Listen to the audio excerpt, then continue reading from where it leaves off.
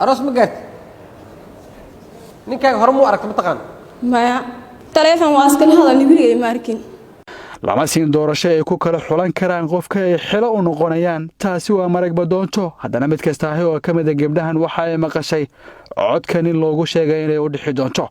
waa dhaqan maafiyanimo ah una eg jiliinada laga sameeyo horjoogayaasha daraag dealerska filimadaasi silaaca ayaa lagu arkaa tacdiibinta iyo ka ganacsiga haweenka aad u yar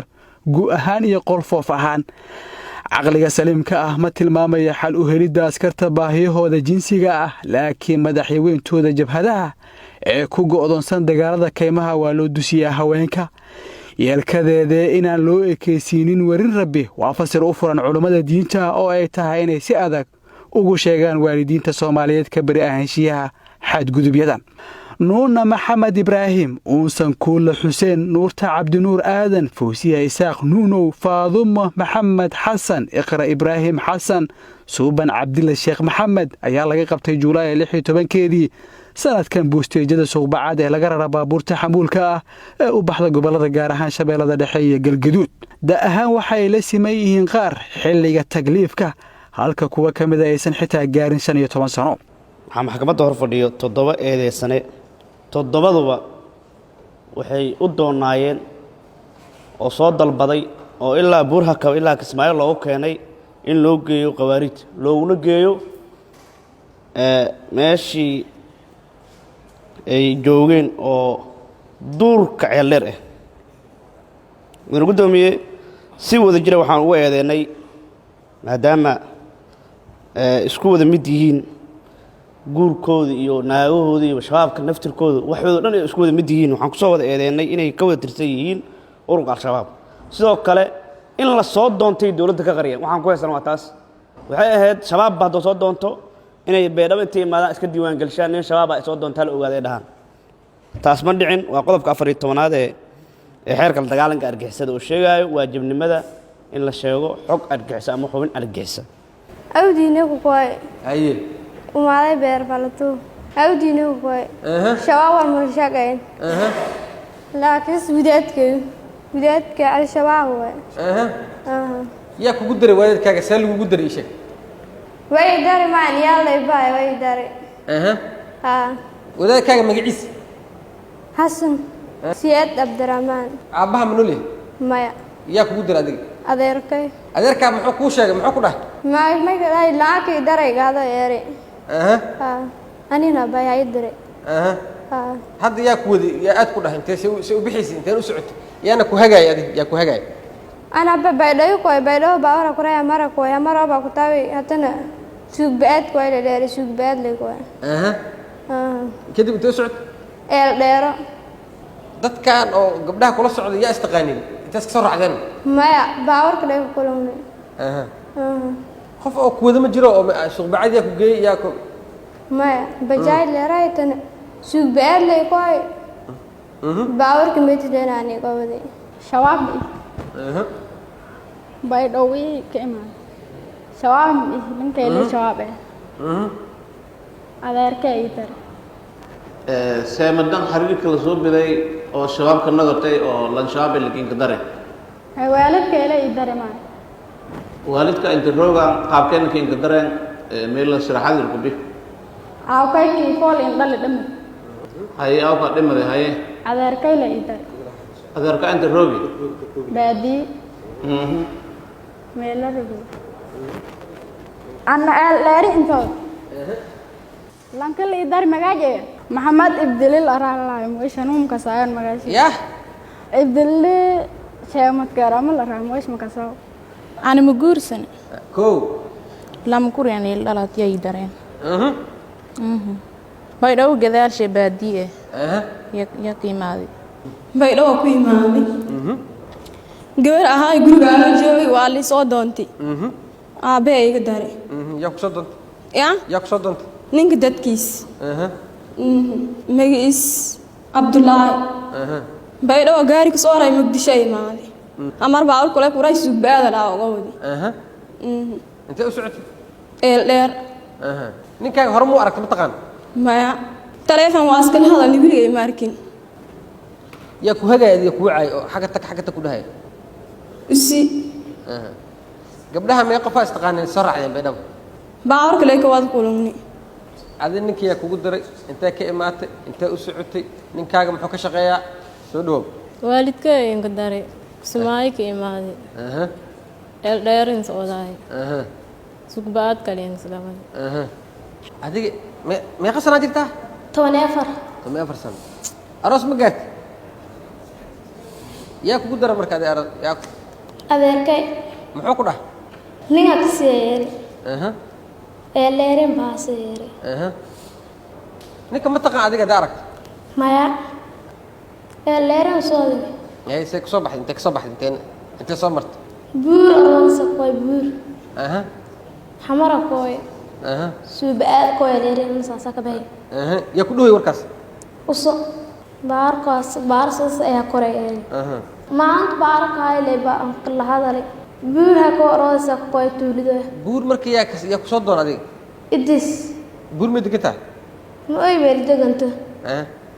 adiga meeqa sana jirtaa 15 waxaa noo sheegtay see lagugu diray yaa kugu diray adiga yaa nool waalidka yaa nool waalidkay daray ninkii daray baad leel eeranay magaciisa Cabdiraxmaan misla hadasheen maya mar misla hadal waalidka yaa nool aabbaha ma joog mise adeerka waa aabahay shab oo hol lagatay baadiyo darafyada madashan ganacsiga ah ayaa kala jooga halkan waa kan ku-xigeenka xeerlaaliyaha guud ee ciidamada qalabka sida maxamed cabdulaahi khaliif iyo abuukaata xuseen cariif sheekh cali mudane gudoomiye eedaysanayaasha dhammaan waa under age waa da'yar sida ka muuqata qiraaladooda 14 15 16 17 sano ay wada jiraan kulligooda waxay ka soo tageen deegaanadoodii oo ay u badan tahay baydhabo dhulkay soo mareen suuq bacaad boosteejada laga rara baabuurta ayaa lagu qabtay iyagoo u socda ceeldheer hay-adaha amniga ayaa arrintaasi ka hortagay ayagoo feejigan ay ku qabteen hay-adaha baarista ku soo wareejiyay hay-adaha cadaaladdan hadda la horkeenay maxkamadda mudane gudoomiye maxaa sababi kara marka gabdhahan under age-ka ah inay masaafo intaas leeg soo jaraan waxaa sabab mudane gudoomiye waalidkii iyaga dhalay ayaa wuxuu si qasab ah ugu daray rag ka tirsan khawaarijta al-shabaab oo ceeldheer joogo intaas uguma ekeenne waxay ku qasbeen inay goobaha ay joogaan ugu tagaan waxaa la yaab leh mudane gudoomiye eedaysanada lixaad iqro waa 14 jir waalidka 14 jir ku daraya nin dilaa ah oo arxan daran oo duurkaas ku jiro oo kadibna baabuur inta u saara u tagdhahayo oo raba 507 kilomitir inuu jaro baydhabo ilaa iyo ceeldheer 507 kilomitir waa ayadoo la og yahay inay wadadu bahal ay ku jiraan oo khatartu ay leedahay qof dumar ah oo gabara ay qof kasta arki karto ayadoon wax muxrama la socon wax walaala la socon wadadaas lagu daayay mudane gudoomiye waalidkaas ma garan kara qalbiga uu leeyahay sababtoo ah waalidka by default wuxuu u yahay naxariis isaga laga soo gaaray bal cagsi ayuu noqday isaga bahalkii ku daayay maxaa yeelay waalidku isaga gaajooda si uu muxuu ahaa ilmihiisa ay u dhargaan isaga khatarta isku dhiga si ilmihiisa u noolaadaan hadda tii ma dhacday ma dhicin isagii waalidkii ayaaba ilmihii khatarta u dirayba oo nin shabaab ahoo dadka laaya oo argagixiye ah oo argagixisada ka tirsan u diray ninkaas dawladdaas dagaal kula jirto xabado 4 saac lagu ridaa duqaymaha socdo gabadha 14 jirka ayuu u diray mudane gudoomiye garsooreyaal maxkamadda sharafta leh waxaan maxkamadda si sharaf leh uga codsanayaa marka koowaad in waalidkaas tilaabo cad ay maxkamadda ka qaado sidoo kale waxaan codsanaynaa in eedaysanayaasha dhammaan lagu wareejiyo hay-adaha dhaqan celinta si rehabilitation loogu sameeyo maxaa yeelay waxaa la rabaa in laga badbaadiyo naftooda ninkay u socdeen oo shabaabka ah sidoo kale waxaa la rabaa in laga badbaadiyo waalidkii iyaga dhalay naftirkooda khatar bay ku yihiin maxkamaddu waa maasanta mudane gudoomiye gabdhaha mid baan xabsiga ugu tegay aan ku soo wareystay xabsigaan ugu tegay waana soo wareystay mudane gudoomiye sidaa aad maxkamadda horteedooda aad maxdarkaba ay ka sheegayaan iyo sida ii sheegeen horta waa is waafaqsan yihiin ilmo yaryar oo ikhtiyaarkooda mid iyo laba markii laga reebo aan ikhtiyaarkooda aan waxba ku guursan weyn ninka guursadana aysan aqoonin asbaabta kaliftana waalidiintooda waa la xiriiray sababta kaliftana waa weydiiyey mabadii waxay joogaan ilmuhu waxay ka yimaadeen deegaan shabaabku ka taliyo